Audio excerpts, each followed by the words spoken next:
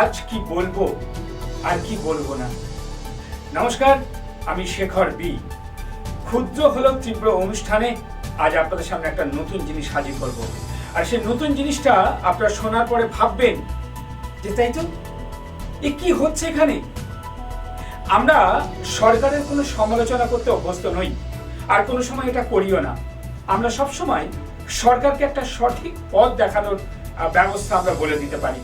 তাই আমাদের ট্যাগলাইন হচ্ছে এসটিভি বাংলার সঠিক কথা সহজে বলা। আমরা খুব পরিষ্কার পরিচ্ছন্নভাবেই কথা বলি। আমরা এই জড়িয়ে পেঁচিয়ে এনিয়ে মিনিয়ে এই কথা বলতে আমরা ভালোবাসি না।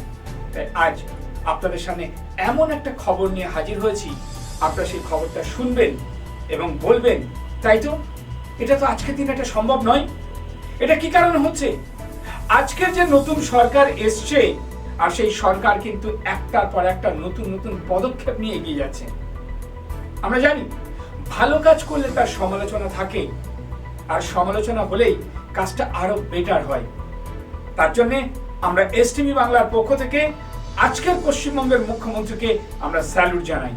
তাই আজকের যে ঘটনাটা আমরা চাই প্রত্যেকটা মানুষ জানুক, সেক্ষেত্রে আমার মনে হয় সবাই সতর্ক হবে। তো চলুন আজকে আমরা যে আলোচনাটা করব সেটা নিয়ে আপনাদের সামনে একটু আমরা দেখাতে চাই। সেটা হচ্ছে যে আমরা এই মুহূর্তে সোশ্যাল মিডিয়াতে কিন্তু সবাই এগিয়ে আসছি।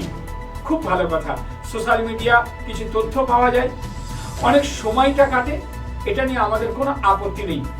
কিন্তু সোশ্যাল মিডিয়াটাকে সামনে রেখে কেউ যদি নোংরামি করে, এটাকে কিন্তু এসটিভি বাংলা কোনোভাবে মেনে নিতে বাধ্য নই। আর তাই জন্য আজকে আপনাদের একটা খবর নিয়ে হাজির হয়েছি।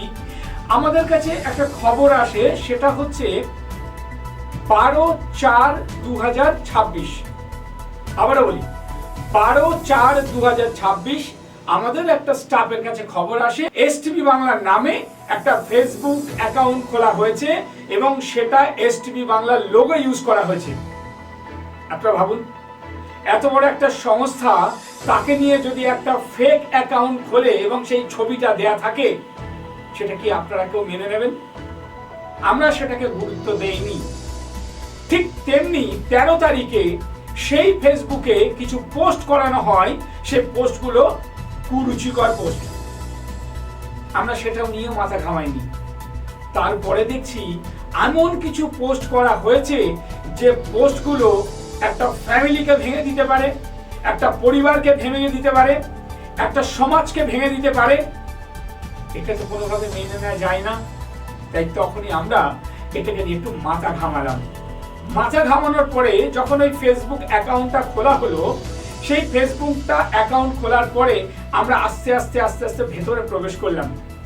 এই ফেসবুক অ্যাকাউন্টটা কে খুলতে পারে, কিভাবে খুলতে পারে, কোন ইমেল ইউজ করা হয়েছে, আমরা সেটা তদন্ত করতে শুরু করে দিলাম। আমরা সহযোগিতা চাইলাম কার? পুলিশ প্রশাসনের।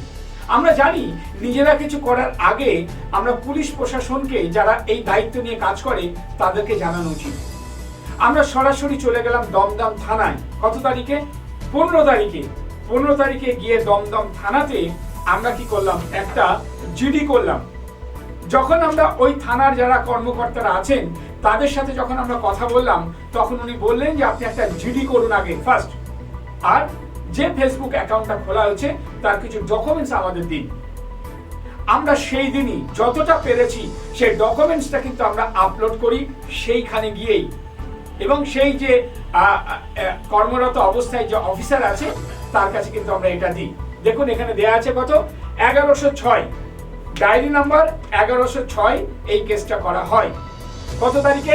এখানে লেখা আছে 15/4/2026। ঠিক আছে, পুলিশ যখন ইনভেস্টিগেশন করছে তখন আমরা তাদের উপরে দায়িত্ব ছেড়ে দিই। এরপরে আর কি কি ডকুমেন্টস দেওয়া হলো, যে আপনার যে পোস্টটা করা হয়েছে সেটা আপনি এক কাজ করুন, সেটা আপনি যে একটা ল্যাপটপ খুলে তার পুরো পেজটাকে একটু দেখান, তার একটা প্রিন্ট আউট দিন।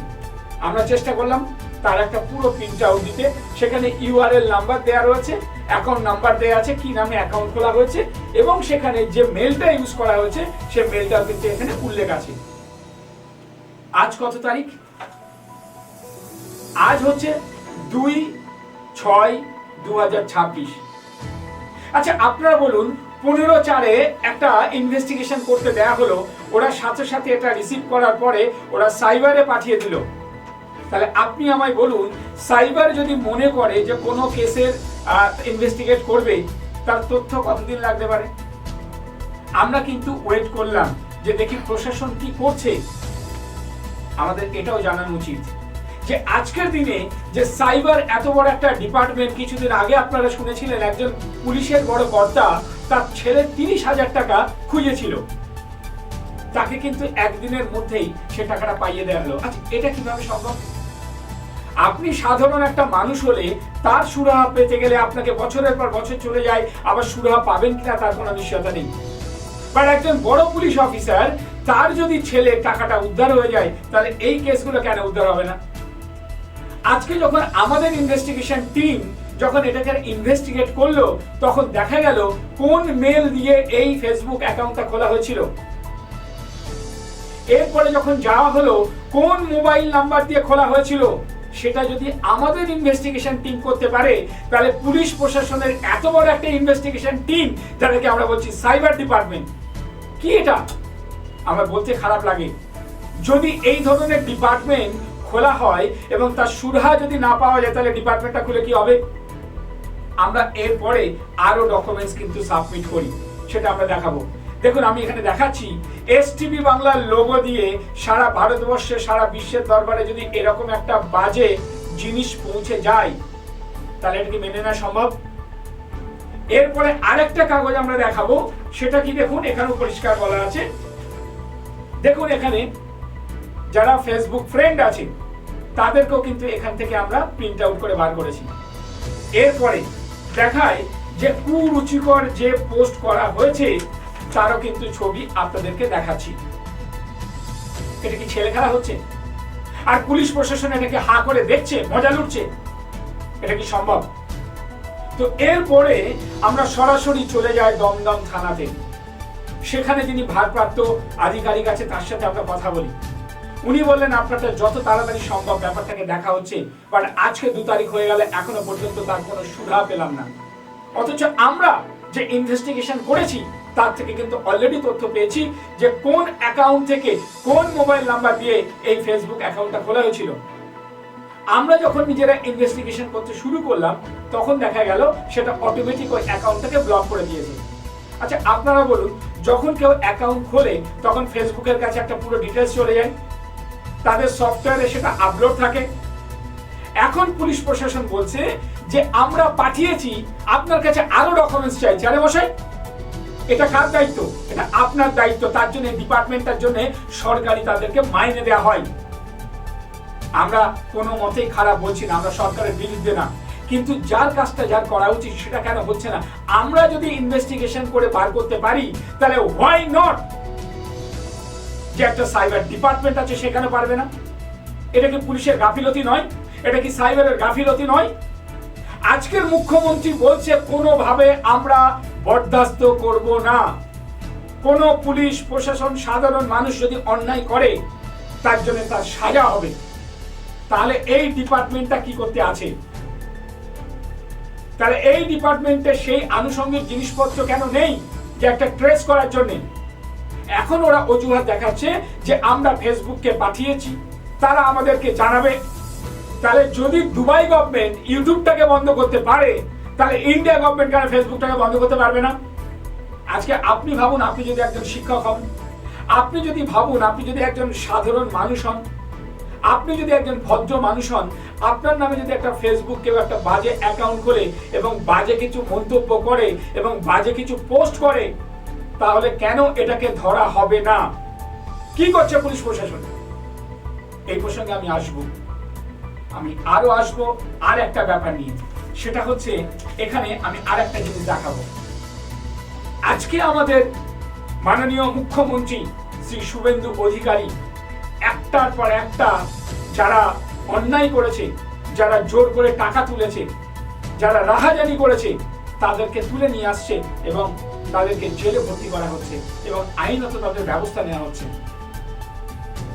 স্যার, আপনার কাছে একটাই প্রশ্ন এসটিভি বাংলার পক্ষ থেকে, সেটা হচ্ছে যে আপনাদের এটাও জানা উচিত যে আপনি কিন্তু একজন পুলিশ মন্ত্রীও। আপনি পুলিশ মন্ত্রী হয়ে আপনার যে ডিপার্টমেন্টটা আছে এটা কিন্তু আপনি একটু একটু করে আপনাদের কাছে আমরা একটা তথ্য দিতে চাই।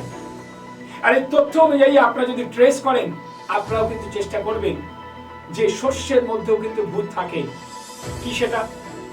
আজকে যাদেরকে দিয়ে আপনি কাজটা করাচ্ছেন, পুলিশ প্রশাসনকে দিয়ে, আমি বলছি না সব পুলিশ, কিছু পুলিশ প্রশাসনে যারা কাজ করছে তারা কিন্তু এখনো দুর্নীতি করে যাচ্ছে, এখনো তারা মার্কেট থেকে টাকা তুলছে, এখনো তারা ভয় দেখিয়ে টাকা নিচ্ছে। আপনার কাছে কি খবর আছে?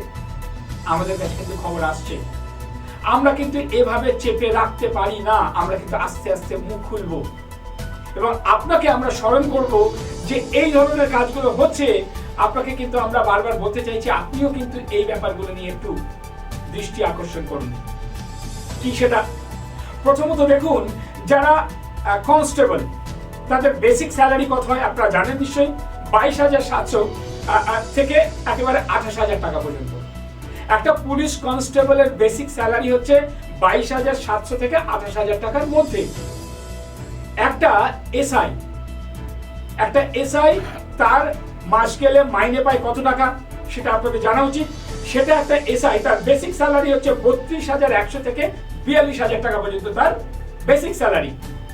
তাহলে এটা খুব একটা খারাপ নয়। আর যারা ওসি র্যাঙ্ক বা আইসি র্যাঙ্কে আছেন তাদের কিন্তু বেসিক স্যালারি 50,000 থেকে 70,000। আচ্ছা, সরকার এত টাকা দিয়ে তাদেরকে রেখে দিয়েছে। মাননীয় মুখ্যমন্ত্রী, আপনাকে বলছি, আপনি একবার খোঁজ নিয়ে দেখুন তো, যারা পুলিশ কনস্টেবল, যারা এসআই বা যারা আইসি র্যাঙ্কে বা ওসি র্যাঙ্কে আছে তাদেরকে একটু ইনভেস্টিগেশন করুন তো, তাদের বাড়িতে এত সম্পত্তি কিভাবে হচ্ছে একবার ওয়াচ করে দেখুন তো। একটা পুলিশের সাধারণ কর্মচারী হয়ে কত টাকা মাইনে পেতে পারে, তাদের ছেলে মেয়েদের বিদেশে পড়াচ্ছে, একটু কি খোঁজ করে দেখেছেন? আপনারা সাধারণ মানুষ, হ্যাঁ অবশ্যই যে সকল কাউন্সিলররা, যে সকল মার্কেট থেকে যারা টাকা তুলেছে, যাদেরকে ভয় দেখানো হয়েছে, যাদের উপর রাহাজানি করা হয়েছে, আপনি তাদেরকে তুলছেন, খুব ভালো কথা। কিন্তু আপনাদেরকেও ভাবতে হবে যে এই শস্যের মধ্যেও কিন্তু ভূত আছে। পুলিশের মধ্যে সব পুলিশের সৎতা নয়, এখনো পর্যন্ত কিছু অসৎ পুলিশ কাজ করছে, তার জন্য বদনাম কিন্তু এই স্বয়ং মুখ্যমন্ত্রীর হবে। তাই আপনাকে আমরা দৃষ্টি আকর্ষণ করতে চাই, আপনি একটু এই ফেসবুক অ্যাকাউন্ট যারা খুলেছে, যারা ফেক অ্যাকাউন্ট খুলেছে, আর তার জন্য যে কমপ্লেনগুলো আপনাদের কাছে আসছে, কি থানাতে আসছে কি সাইবারে আসছে, আপনারা একটু পুঙ্খানুপুঙ্খ দেখে তার একটা সলিড সলিউশন দিন। আর যদি মনে করেন যে আপনারা পারবেন না, তাহলে ডিপার্টমেন্টটা রেখে কোনো কারণ নেই। আমরা এই নিয়ে চলে গেছিলাম সাইবার ক্রাইমে যে দায়িত্বে রয়েছেন তার কাছে, আমরা ফোন করেছিলাম। তাকে বলছে সময় লাগবে, সে বলছে একটার পর একটা ইনকোয়ারি চাইছে, সে বলছে একটার পর ডকুমেন্টস চাইছে। আরে মশাই, অন্যায় করলো একজন, আর যে অন্যায় করলো না তাকেই আপনি হ্যারাসমেন্ট করাচ্ছেন, এটা কি পুলিশের ধর্ম? তাই পুলিশ মন্ত্রীকে আমরা বারবার বলতে চাই, আমরা আপনার সমালোচনা করব না, আমরা চাই আপনি যেভাবে এই পশ্চিমবঙ্গটাকে একটা সঠিক দিশা দেখাচ্ছেন, সব মানুষ কিন্তু আপনার উপরে নির্ভর করে আছে। আপনি ভালো কাজ করছেন, ভালো কাজ করতে গেলে অনেক কিছু বাধা আসবে, আর আমরা কিন্তু আপনাদেরকে এই নতুন নতুন তথ্যগুলো দেব, যেগুলো আপনারা সরাসরি এগুলোকে একটু চেষ্টা করুন যে কিভাবে এটাকে কমপ্লিট করা যায়। তাই আগামী দিনে যাতে আরো নতুন নতুন তথ্য আপনার কাছে না আসতে হয়, আপনি একটু দৃষ্টি আকর্ষণ করুন। তাই পুলিশ মন্ত্রীকে বলছি যে আপনার যারা সাইবার ডিপার্টমেন্ট আছে বা থানায় যে কর্মরত পুলিশ অফিসার আছে, তারা সঠিকভাবে কাজ করছে কিনা, সঠিকভাবে তাদেরকে সাধারণ মানুষকে সেই সার্ভিসটা দিচ্ছে কিনা, সেটা কিন্তু আপনার কাছে আমরা দৃষ্টি আকর্ষণ করলাম এবং আবেদন জানাচ্ছি। তাই আগামী দিনে যাতে এইভাবে ফেসবুক যদি ফেক অ্যাকাউন্ট খোলে, তাহলে কিন্তু ভালো ভালো মানুষ অনেক সময় কিন্তু সমস্যার মধ্যে পড়ে যাবে। আর আমাদের মতন একটা এসটিভি বাংলার লোগো দিয়ে যে একটা ফেক অ্যাকাউন্ট খোলা হয়েছে, কেন ধরতে পারবেন না? আপনাদের কাছে সবকিছু আছে, আপনাদের কাছে সিস্টেম আছে, আপনাদের কাছে সফটওয়্যার আছে, তাহলে কেন 15/4 থেকে আজকে 16/2 পর্যন্ত এখনো তার কোনো সুরা হলো না? এখনো তার করে ট্রেস করতে পারলেন না? তাহলে আপনি বলুন আপনারা পারবেন না? আমাদের ইনভেস্টিগেশন টিম দিয়ে আপনার কাছে আমরা তুলে ধরছি, যাতে আপনাদের আরো ভাবে সুন্দরভাবে সহযোগিতা করতে পারি। তাই আশা করব যাতে মার্কেটে আরো খারাপ জিনিসগুলো না আসে, সেগুলো এখন থেকে আপনারা একটু দৃষ্টি আকর্ষণ করুন, একটু রেকটিফাই করুন। একদিকে পুলিশ প্রশাসনকে সঠিক হতে হবে, আর একদিকে যারা অসাধু কুচক্র নিয়ে যারা কাজ করছে তাদেরকে ধরুন, তাদেরকে সাজা দিন। দেখবেন তাহলে কিন্তু কোনো কেউ অন্যায় কাজ করার আগে 10 বার ভাববে। আর এমন একটা সাজা দিন যে সাজা যাতে ওইটা দেখে অন্য আর কেউ করতে না পারে। আপনারা জানেন যে দুবাইয়ে ছোট্ট অন্যায় করলে বড় সাজা পাওয়া যায়, তার জন্য কিন্তু কেউ আর ছোট অন্যায় করে না। তাহলে আপনি এই পশ্চিমবঙ্গে সেই ধরনের আইন নিয়ে আসুন, যারা অন্যায় করবে তাদেরকে বড় সাজা দিতে হবে। আর এই ফেসবুক যেভাবে নোংরামি জিনিসগুলো আসছে মার্কেটে, সেগুলো আপনাদেরকেও দৃষ্টি আকর্ষণ করতে হবে যে কিভাবে এগুলোকে বন্ধ করা যায়। মানুষ সুস্থ সমাজ গড়তে চায়, আমরা চাই একটা সুস্থ সমাজ গড়ে উঠুক, কিন্তু এইভাবে নোংরামি আমরা কিন্তু বরদাস্ত করব না। প্রয়োজন হলে আমরা কোথায় যেতে হবে সেখানে পর্যন্ত যাব। তাই আমরা মাননীয় মুখ্যমন্ত্রীর কাছে আমরা দৃষ্টি আকর্ষণ করলাম যাতে এই ব্যাপারটা নিয়ে আপনি একটু দৃষ্টি দেবেন এবং যাতে একটা সলিউশন পাওয়া যায় তার ব্যবস্থা করবেন। এই নিয়ে এসটিভি বাংলা প্রতি মুহূর্তে নতুন নতুন তথ্য নিয়ে আপনাদের সামনে হাজির হবে আগামী দিনে, যাতে আমরা চাই একটা সুস্থ সমাজ গড়ে উঠুক। তার জন্য আপনার অক্লান্ত পরিশ্রম যেন সেটা নষ্ট না হয়, সেই আশা রেখে আজকের অনুষ্ঠান আমরা এখানে শেষ করলাম। নমস্কার। নিবেদন করছে এসটিভি বাংলা, সঠিক কথা সহজে বলা।